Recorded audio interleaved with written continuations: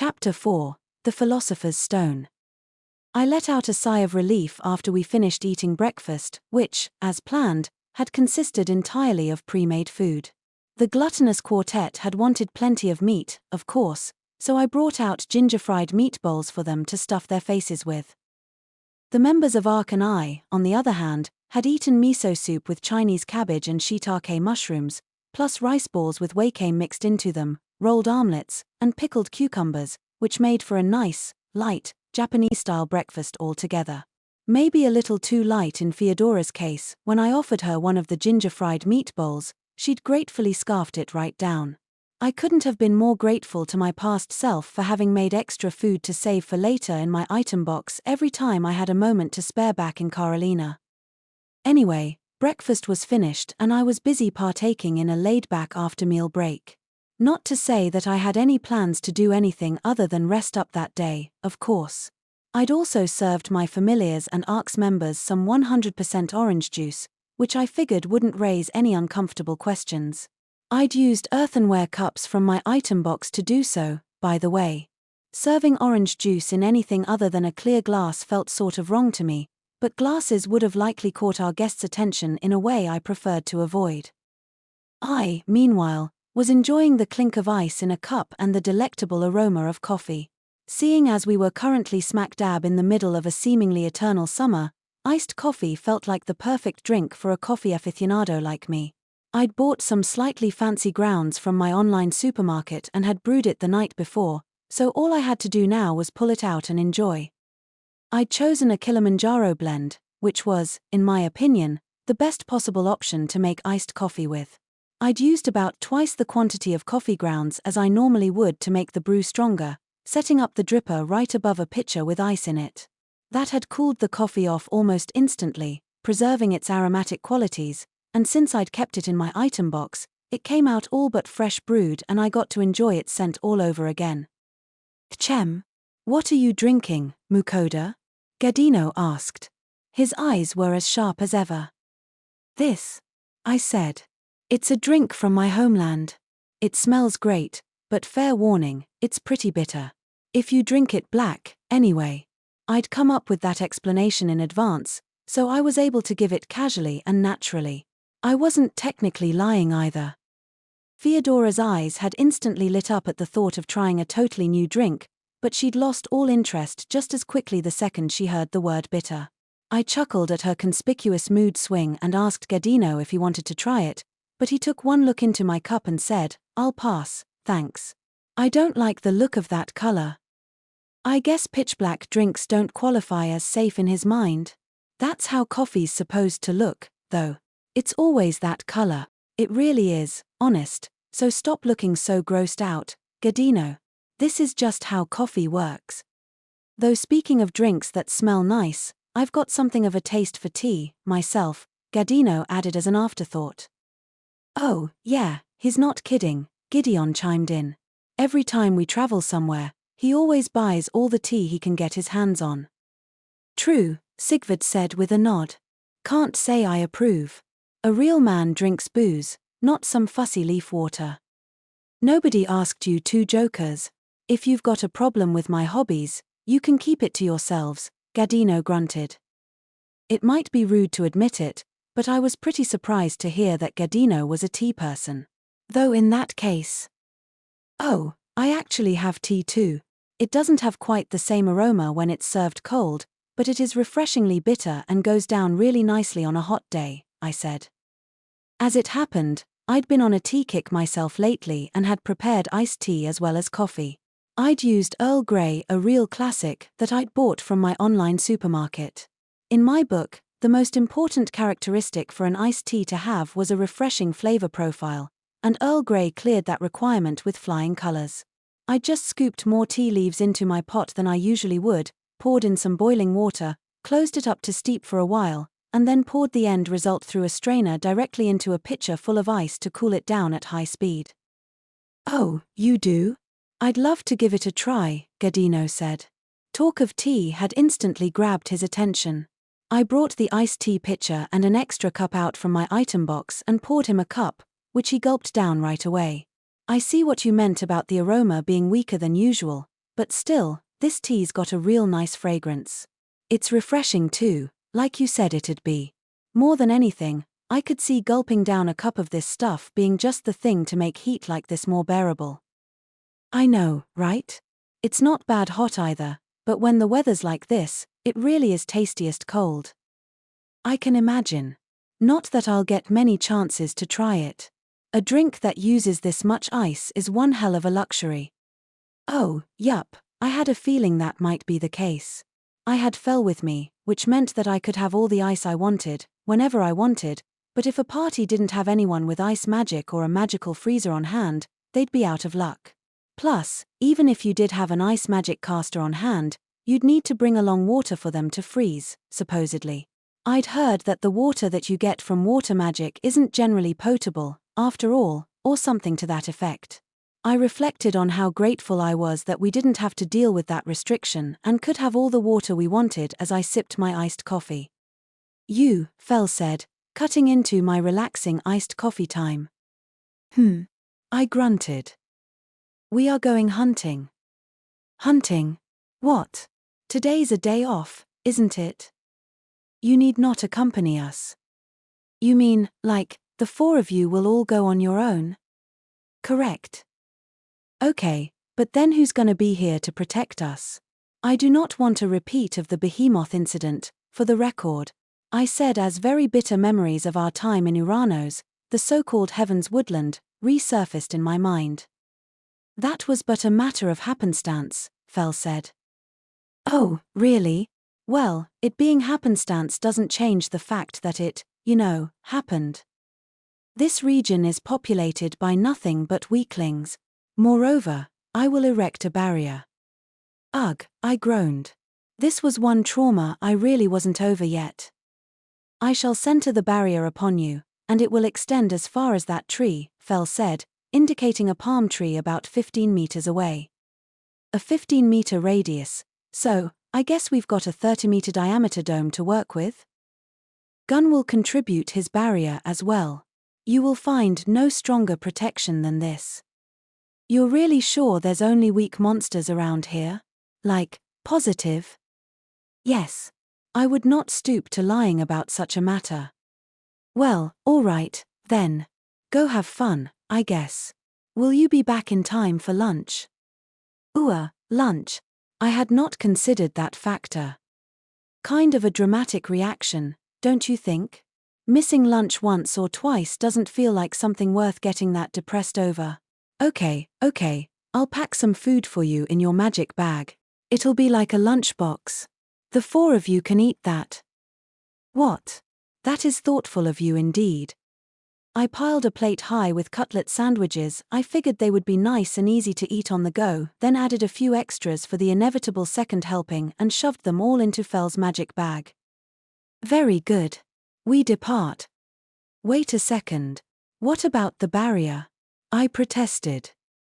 My liege, Fel and I already raised it. All right, let's get out there. Woohoo, this is gonna be great. We'll be back soon, Master. Just be careful, everyone, and make sure you're back before sunset. I called out as Fel, Gan, Sway, and Dora-chan set off.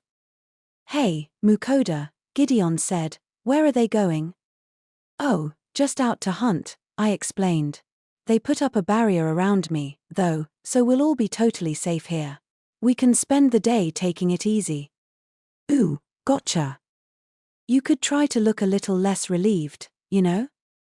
Speaking of, was it just me, or did you say something about a behemoth a minute back? Now that's a name I'd sooner not have anything to do with, Sigvard said, his expression stiff with the exception of an occasional twitch. Oh, he heard that? Well, all I can say is that it's a long story. Like, a long story. Suddenly, Gadino's and Gideon's expressions looked just as strained as Sigvard's. But why, though? Anyway, we spent the rest of the morning lazing about on the beach, enjoying our iced coffee and tea. Lunchtime arrived, and I served ARC's members cutlet sandwiches, which I'd developed a hankering for after giving my familiars their lunch package. I also brought out a few beers for Gadino, Gideon, Sigvard, and myself, though I took care to not overindulge this time. Theodora, by the way, took such a liking to the sandwiches that at one point she ended up with one in each hand, stuffing her face with maximum efficiency. I was planning on going right back to taking it easy like a true beach bum after lunch, but I happened to notice that the stock of pre-prepared food in my item box was getting rather thin, and I just couldn't take my mind off it. In the end, I decided to do some cooking and refresh my supply. It seemed like a good use of time, and though the way Theodora took up position in front of my magic stove as I cooked and stared a hole into each and every finished dish was a little obnoxious, sharing an occasional sample was enough to convince her to not try to sneak a bite herself, and I was mostly able to ignore her. And so, I ended up spending most of the afternoon cooking up a storm. It wasn't quite the easy day off I'd been counting on, but I knew I would have ended up worrying about my lack of ready-made meals if I hadn't taken care of it, so it seemed worth the effort to me. This is weird, though. I sort of thought they'd be back by now. And I made courage for dinner too. They wouldn't want to miss out on their favorite, would they? Just how far away did they end up going for this hunting trip? Fel, Gan, Dora-chan, and Sway made their way around to the opposite side of the island from the beach their party had made camp on. The topography on the island's far side was totally different from the beach here. The land met the sea in a sheer, rocky cliff face.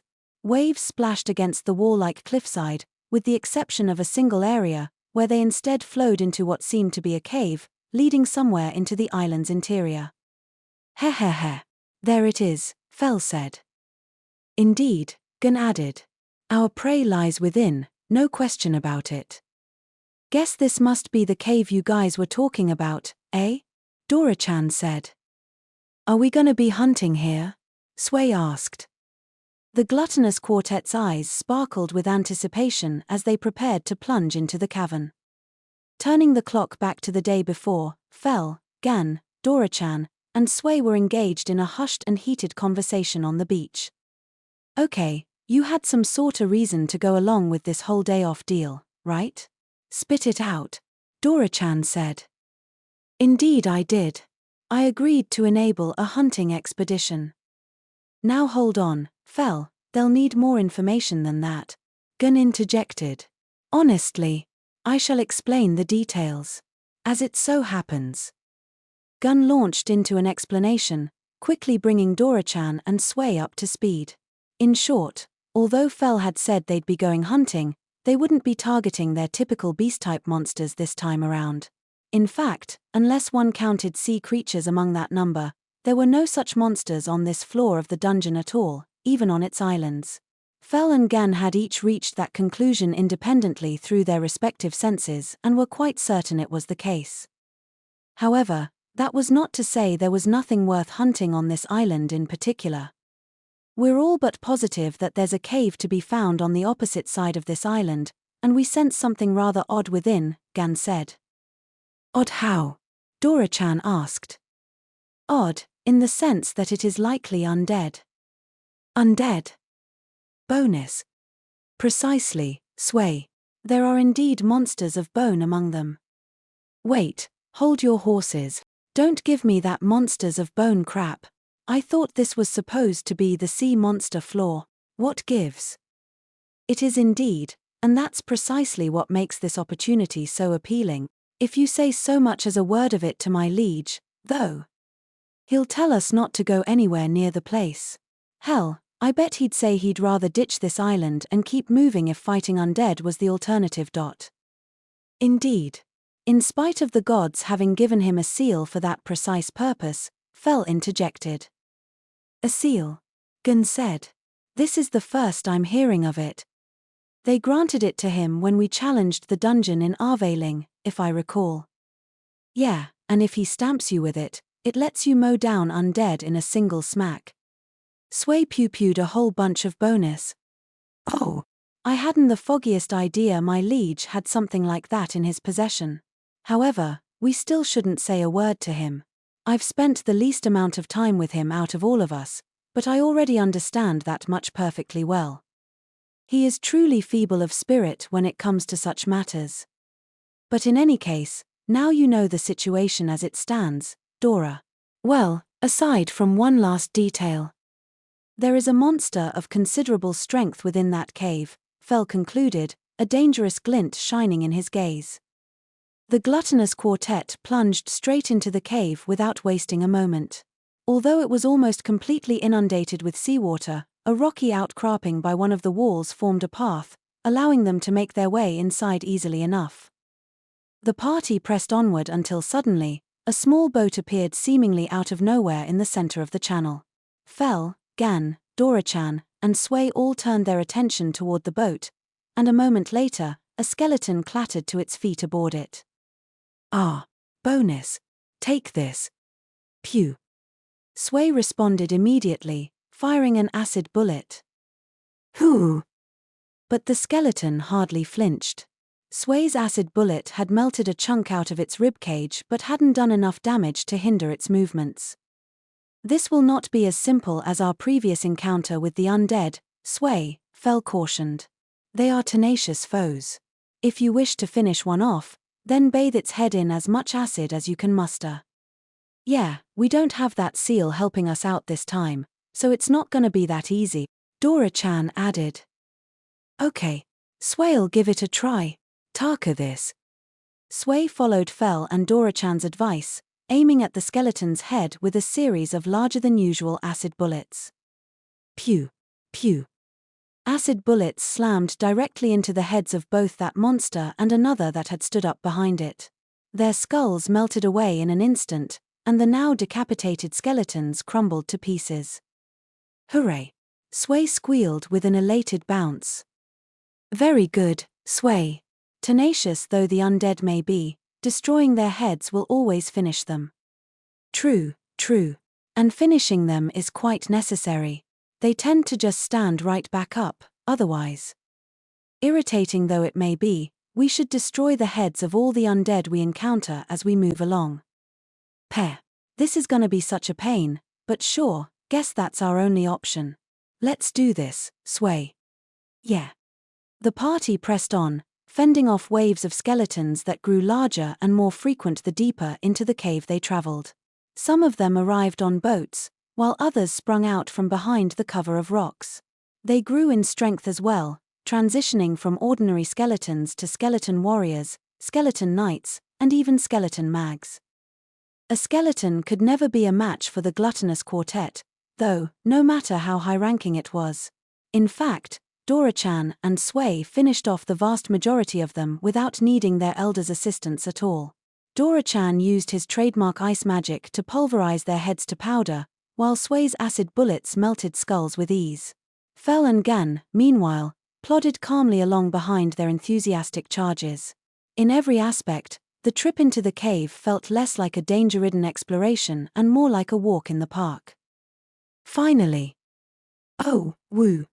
This part of the cave's pretty wide open, huh?" The party emerged into what seemed to be a vast underground dome at the cave's deepest point. The seawater seemed to collect in the chamber, forming a natural harbor that was shielded from any rain or storms outside. "Chem. Look, a boat." "Indeed. And I sense the presence we're searching for aboard it." The ship in question was an eerie, decrepit galleon, its sails tattered and its hull partially rotted away.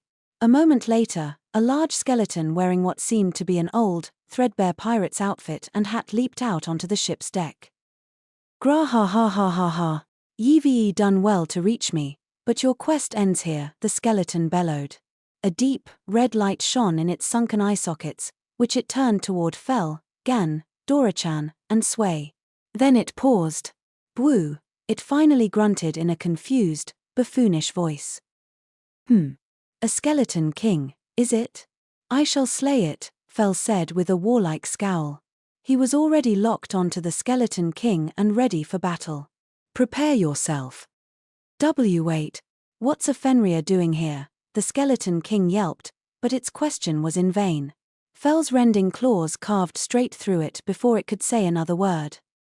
It wailed as it, and, for that matter, the boat it was standing upon fell to pieces in an instant. "Hey.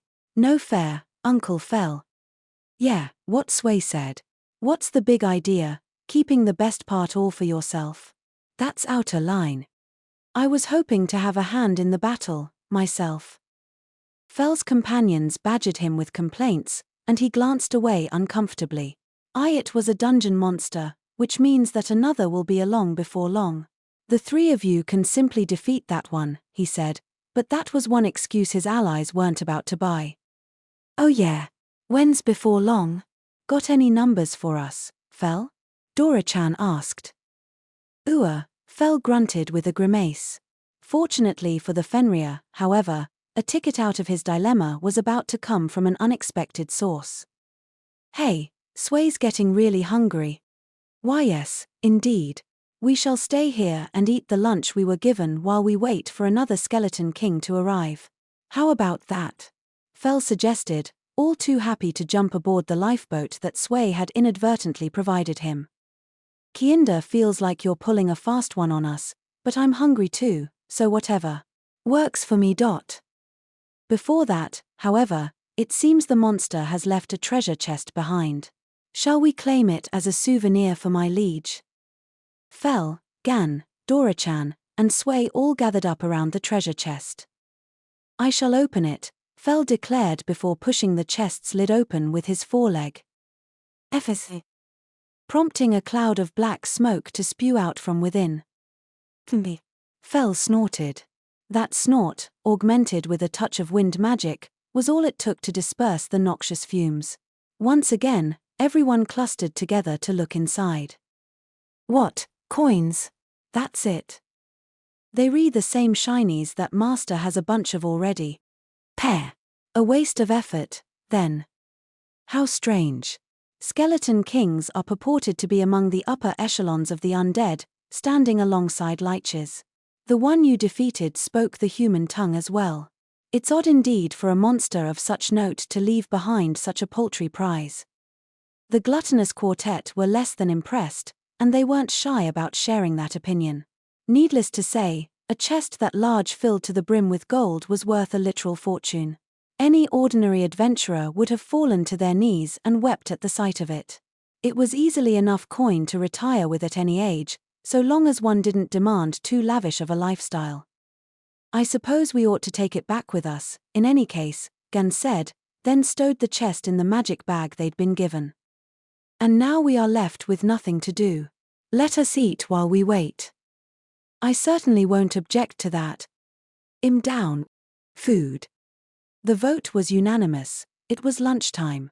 Fell, Gan, Dora-chan, and Sway eagerly brought out the meal that Mukouda had packed for them in the magic bag. A distinctive glimmer of excitement shone in their eyes as they stared at the mountain of cutlet sandwiches piled high on a plate. Cutlet sandwiches were universally beloved among the gluttonous quartet, and all four of them opened wide and dug in without wasting a moment.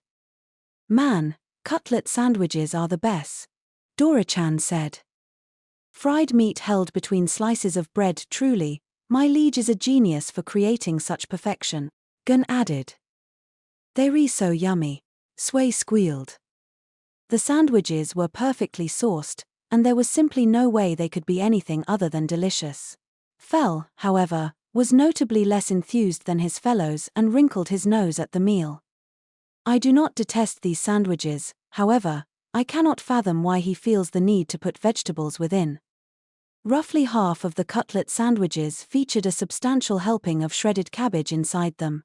They were, presumably, Mukouda's desperate effort to make sure his familiars ate their veggies. Okay, but the cabbage ones really aren't that bad if you just give them a try, Dora-chan said.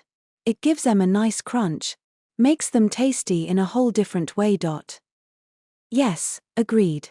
I certainly don't object to the ones with meat alone, but as Dora says, these are quite scrumptious as well, Gun said. They're all really yummy, Sway added. Fell, it seemed, was alone in his distaste. In that case, I will gladly trade my sandwiches with vegetables for some of yours that have meat alone, Fell proposed, seizing the opportunity presented by his fellow's appreciation for cabbage, or at least attempting to. Nah, no way. That's a whole different conversation. Quite. I would not give up the chance to enjoy both varieties. Sway wants to eat them both too, so no. Fell reeled as his plan was shot down from three sides at once, then reluctantly bit into a cabbage and cutlet sandwich with a scowl.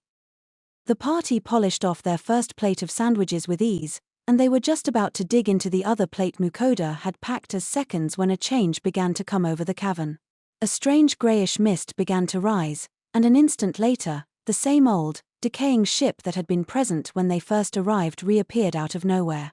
And atop that ship, I am reborn. The Skeleton King, returned to its full former glory, struck a pose. It took a moment to survey the cavern, and then the 2 points of red light within its sunken eye sockets turned toward Fel, Gan, Dora-chan, and Sway. Arg. You're still here, the Skeleton King, theoretically a tremendously strong monster in its own right, shrieked in bewildered terror. Oh ho! It would seem it takes roughly half an hour for it to return.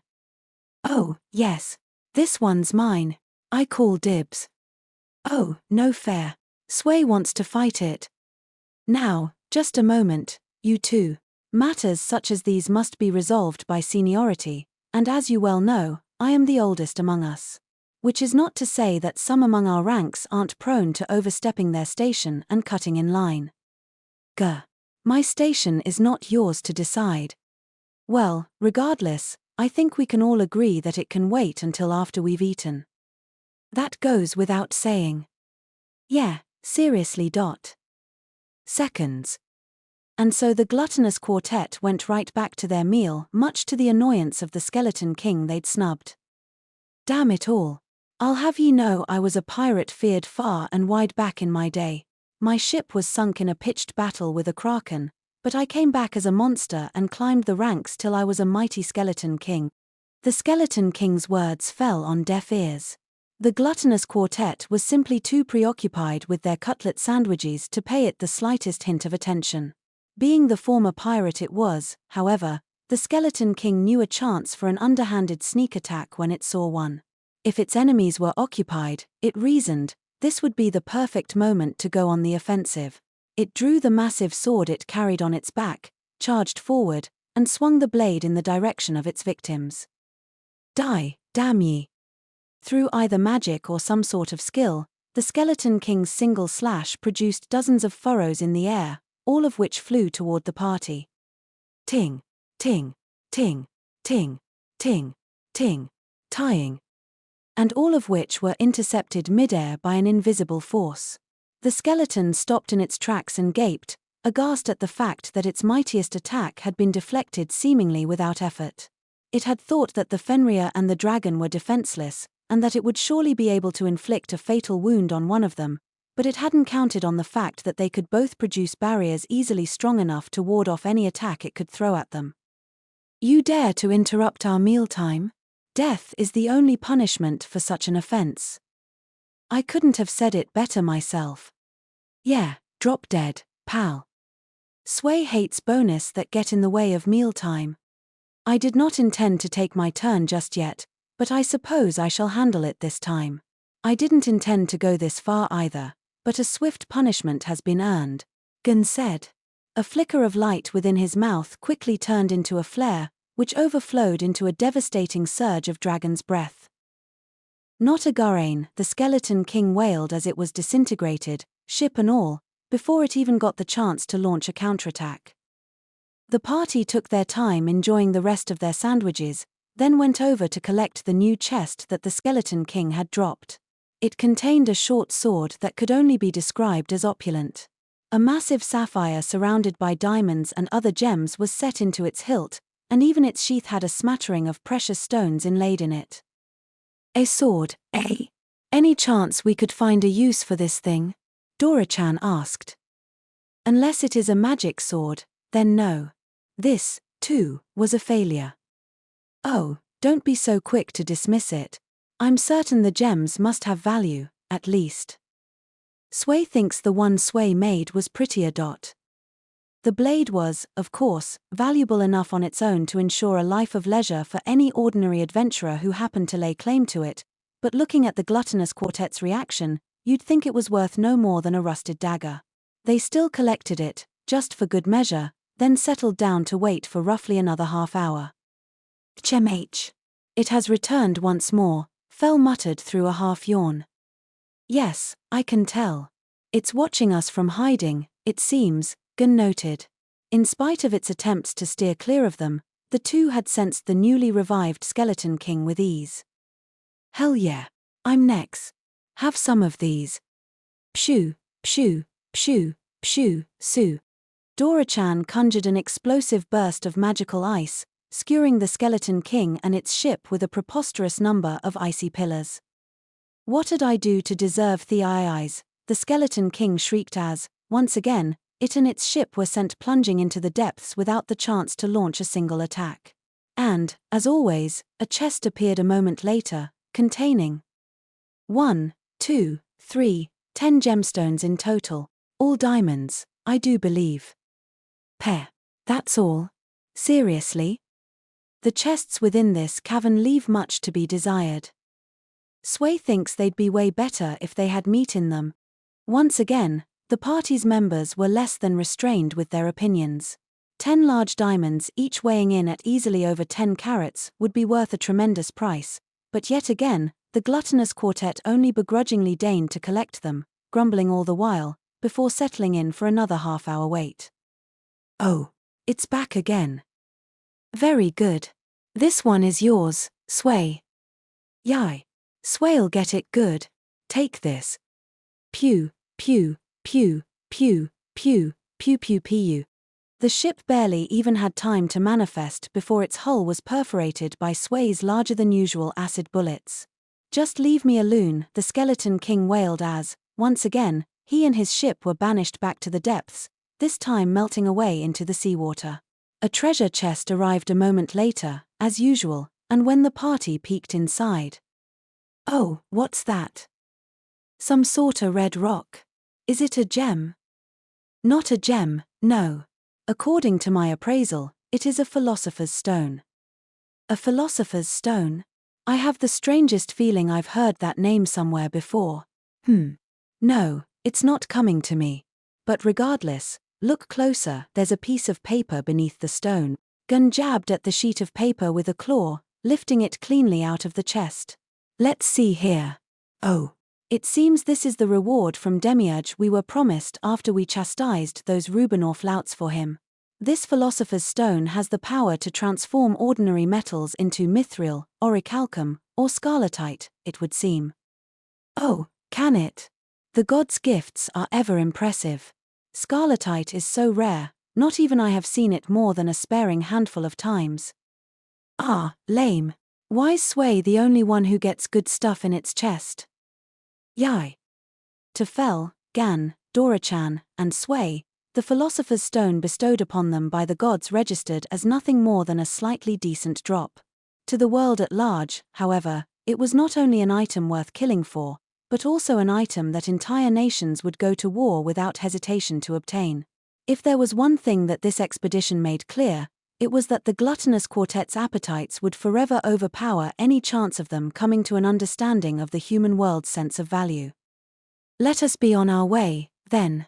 I was hoping this would prove more of a challenge, but it seems there is little more we can expect here. We're just too capable, Fel, that's all. I'm sure a nice meal courtesy of my liege will quell the disappointment. That sounds good to me. Let's hurry back and chow down. Yai. Master's cooking. When my familiars finally returned from their hunting excursion, the first words out of their mouths were "We're starving." I chuckled as I got to work serving up their dinner. Their title, the Gluttonous Quartet, was most definitely well earned. It wasn't until after they'd gorged themselves on their beloved carriage that we got to talking about how their trip had gone. So, what did you end up hunting today? I asked Fel. ARC's members leaned in as well, ears perked with keen interest in the story. Well, we chose to hunt in a cave on the opposite side of this island, Fel said. Why yes, quite. Gun agreed. That was awfully vague of them, wasn't it? In fact, it kinda feels like they're dodging the question. At times like these, the solution was always to ask Sway, the most honest member of our party. Oh, really? The opposite side of the island, huh? So then, Sway, what exactly were you hunting over there? I'm so curious. Well, we hunted bonus, Sway answered as it engulfed a plateful of carriage. Dora-chan, who was sitting off to the slime's side, face-palmed. Bonus? I repeated.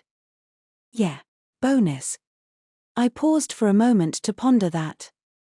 What a bonus. Does he mean skeletons? Gideon whispered. He couldn't have heard Sway's telepathic answer, but he had heard my incredulous exclamation and put the pieces together, apparently. Yeah, that kinda has to be what it means, right? That's just about the only sort of monster made out of bones, after all. Fel. Gen. Care to explain yourselves? I prompted.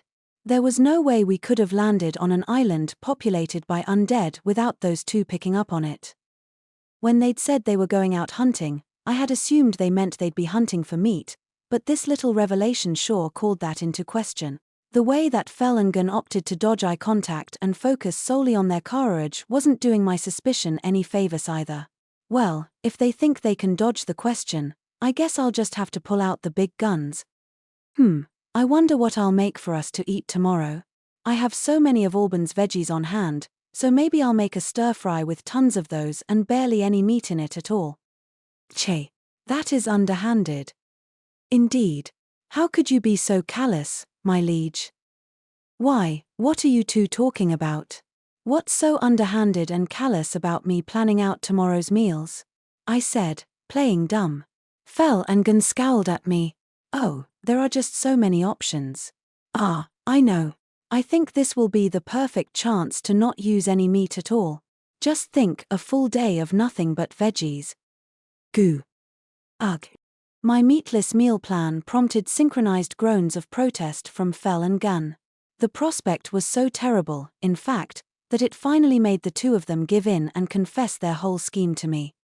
Look, it's not that I don't understand what you did. It's the why that I don't get. You could have just told me from the start. As we already made clear, we knew very well that you would not be willing to come along, whether we told you or not. I mean, fair enough, I guess. That was just a given. No way in hell was I going to willingly walk into any place where the undead hung around. And that, you see, is why we agreed so readily when you requested a day off, Gun said. Because you knew you'd be able to go off on your own to fight skeletons if you did. Talk about an ulterior motive. That is not entirely incorrect. Not entirely incorrect, my foot. You guys had no intention of cluing me in on any of this from the start. Look, I'm not worried about you two or Dora-chan, but Sway's still a kid. You can't just go waltzing into death traps and bring it along. Me. There is no such thing as a death trap for Sway. It has proved its might time and again. You have seen it in battle yourself, have you not? Quite so. I've never seen a slime as strong as it is before, in fact. There aren't many beings out there that could slay it. And can we talk about how you're way too overprotective of Sway, while we're at it? I mean, yes, Sway was tough. I knew that. I'd been with it for its whole life, so of course I did. I also knew that I really was being overprotective, and yet. Master, the courage super yummy. Sway squealed with a happy bounce between bites. Swee. I cooed. It was just so innocently adorable, I couldn't stop myself from swooping it up into a big ol' hug. Nope. No can do. Gonna keep worrying. How could I possibly keep myself from being protective when I know my cute little Sway's gonna be in danger? I snapped as I rubbed my cheek against Sway's wiggly body. Hee hee. Master, that tickles.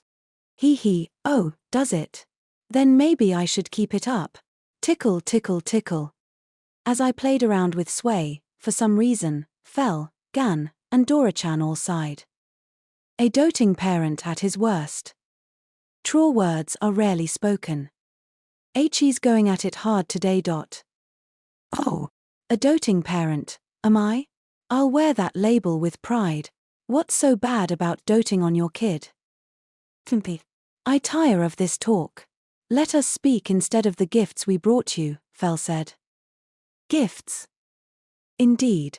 The spoils of battle, treasure chests. We brought them back because we thought you would appreciate them, 4 of them, in total. See. They're right in here, said Dora-chan, who then passed me the magic bag I'd handed over when they went out to hunt that morning. I pulled out the first item inside. Oof, that's heavy. And found a treasure chest so full of gold coins, I was shocked they hadn't overflowed already. Oh, dang. Hot damn. Not every day you see a pile of coins that big. Shiny. Apparently, I'd gotten Ark's attention. Their eyes were locked onto the loot as they oohed and ahed in astonishment. Is this really all that surprising? I thought gold coins were pretty standard fare, as far as dungeon chests went. Heck, my item box is packed full of dungeon-made gold coins from all the chests we've found in the past. I moved along to the second chest. Inside was... oh, a short sword. The sword was decorated with an excessive number of precious gemstones. I could tell at a glance that it was more of a display piece than something meant for live combat. Gadino gulped. Now that's really something. Do you see how big those gems are? Gideon said. I've never seen a more lavish short sword in my life, and I don't expect I'll ever see another that tops it, Sigvard muttered. It's made of mithril, Theodora noted. It looked fancy and all, but it just didn't seem very usable to me. The sheer number of gems on the hilt made it look hard to hold at best, and painful at worst. Even if the blade was made of mithril, I had a hard time seeing myself getting any use out of it. Into the to-sell pile it goes. I set my sights on the third chest. Opening it up, I found... oh, diamonds. 10 rather hefty diamonds sat within. Yup, those go right into the sell pile too. Diamonds. I didn't know they came that big. They're a gem that's always in demand. You'll find a buyer for 'em before you know it. Sparkly. Once again, the envy in the members of Ark's eyes was plain to see. That's 3 incredible chests in a row, though. Hard to believe it, Sigvard noted. True. I really have to wonder what they defeated to earn a reward like that, Gadino added. Right. I was just thinking that too. I've got to know, Gideon said. All 3 of them had their gazes fixed on the chests, as did Theodora, who was nodding along all the while. Chem. You refer to the beast that left behind the chests. It was a skeleton king, Fel explained. That it was. Gunn continued. It spoke the human tongue, and I'd hoped it would prove a challenge, but alas, it hardly measured up in battle. Wait, back up. It spoke the human tongue? I know you said it wasn't a big deal, but are you sure that thing wasn't actually super terrifying for anyone other than you 4? Yeah. Sway beat up the talking bony. We took turns so all of us could fight it at least once, but it only took 1 shot every time, Dora-chan added. Just 1 shot. Maybe it wasn't all that big a deal after all, then? I have no idea how I'm supposed to judge this. No, a skeleton king? That's a top-class undead. They're supposed to be as strong as liches, Gadino shouted. I remember an old story about a skeleton king, Gideon said. They say a country sent out an army 10,000 strong, and the skeleton king wiped out every last one of them. Hard to imagine even trying to fight one of those and living to tell the tale, Sigvard said. A skeleton king, Theodora muttered in horror. Ark's eyes were once again as wide as dinner plates. Okay, yup, definitely a big deal after all. Another S-ranked death machine, sounds like. Then again, if my familiars can all take one of those out in 1 shot, what does that say about them? I'm just not gonna think about that. Yup. Moving on. Last but not least, I opened up the 4th treasure chest to find. What is this? Some sort of red rock. Oh, yes, that. It would be the gift that Demiurge sent to thank me and Fel for our help with the incident the other day. Your help with an incident? A gift from Demiurge? Oh. That's right, that whole thing with the Church of Rubenorf. Looks like Demiurge always makes sure to pay back his favors. It's called a philosopher's stone, it seems, Gunn said. A philosopher's stone? I repeated. Indeed. It will allow you to convert ordinary metals into mithril, orichalcum, or scarlatite. I'm sorry, Fel, you made that sound pretty trivial, but isn't what you just said kind of a huge deal? I gulped, then gave the so-called Philosopher's Stone an apprehensive appraisal. Philosopher's Stone. A legendary and almighty stone sought after by alchemists throughout the ages. Can be used as a medium to channel magic through iron, transforming it into mithril, orichalcum, or scarlatite, depending on the quantity of magic used. PFFFT.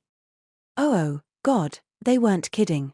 It can seriously change iron into mithril, orichalcum, or scarlatite. First things first, there's something I definitely need to have clarified. So, I know mithril's rare, but there's a bit of it on the market, right? I asked rhetorically. I'd found some out and about myself, which I'd had sway use to make me a mithril sword and spear, and I'd seen high-ranking adventurers with mithril gear as well. Well, what about orichalcum and scarlatite? Do you see those around much? I'd never even heard those words get dropped in casual conversation before. Thankfully, Sigvard had an immediate answer. We know they used to be around 'cause they turn up in old records sometimes, he said, but these days? Not a chance. The means to refine and forge them were lost an age ago, and now they're considered the stuff of legends. I have heard that a lot of master smiths, dwarfs, every one of them, are still set on rediscovering those old techniques, though. I gulped. So, hypothetically, if actual orichalcum or scarlatite ended up making its way onto the market. Heads would roll before the day was done, Sigvard said with a wince. Eekers. Excuse me, Demiurge. Take it back, please. Actually, don't give me crap like this in the first place. This is less a reward and more a weird, sadistic punishment. There's no way in hell I could ever let this thing see the light of day, so into my item box's eternal storage corner it goes. Wait. Oh, no. The Philosopher's Stone was clearly a first-class disaster of an item, and all of ARC's members now knew all about it. I think it's time to bite the bullet and ask for a favor. So, hey, guys. Do you think you could pretend you never saw this? No red stones came out of any treasure chests today. Never existed in the first place. Please just act like none of this ever happened, thanks. I said as I bowed down so deeply, my forehead almost touched the sandy beach. The faces of ARC's members were almost as pallid as I assumed mine was. Ha. I didn't see anything. Nope, not a thing, Gadino said. Ha. Yup. I've never even heard of a Philosopher's Stone, Gideon agreed. A rock like that sounds like nothing but trouble, and I want no part of it. My lips are sealed, Sigvard added. Nothing happened. I saw nothing, Theodora said. Gadino, Gideon, Sigvard, Theodora. I'm sorry. I'm so sorry. You can blame Demiurge's carelessness for this little tragedy. Speaking of which, would you please think these things through a little more in the future, Demiurge?